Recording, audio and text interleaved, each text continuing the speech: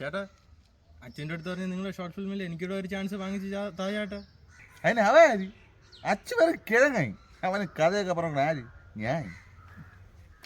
അണ്ണനാ അവന് കഥകൾ പറഞ്ഞു കൊടുക്കണം. പിന്നെ അല്ലേ? അല്ലല്ല. അച്ചു ഇപ്പൊ വന്നടാ.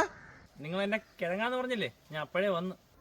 അയ്യോ അച്ചു, നീ കിഴങ്ങാണെന്നല്ല, വീട്ടിൽ കുറച്ച് കിഴങ്ങിരിപ്പുണ്ട്, അത് നിനക്ക് കൊടുക്കണ്ടേന്നാണ് ഞാൻ ഉദ്ദേശിച്ചത്. അല്ലേടാ? അല്ല അല്ലേ അച്ചു, വളരെ കാര്യം പറയട്ടാ. നിനക്കറിയാല്ല പയലിന് അസൂയക്ക് കൈയും കാലും വെച്ചിട്ട് സുമിത്തെന്ന് പേരിട്ട് വെച്ചിരുന്നു. അവന്റെ കൈ എങ്ങനെ ഒടിഞ്ഞത് നിനക്കറിയാമോ? അവൻ വീണതല്ലേ? അല്ല, അസൂയ മൂത്ത് തലക്ക് പിടിച്ച് ബാലൻസ് സെറ്റ് വീണ് കൈ ഒടിഞ്ഞതാണ്.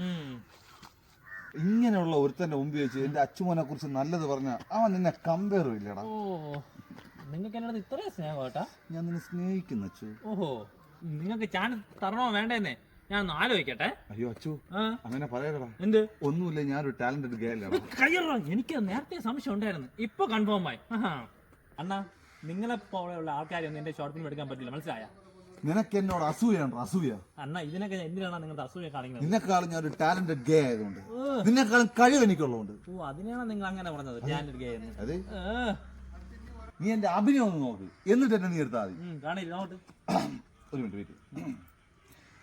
ഞങ്ങൾ അനാഥരാണ്, ഗുണ്ടകളല്ല. അണ്ണാ, കൺഫേം നിങ്ങൾ എന്റെ ഷോർട്ട് ഫിലിമിൽ ഇല്ല. അച്യുത് മലയാളം മാസം ഞങ്ങൾ അനാഥരും തെലുങ്കലും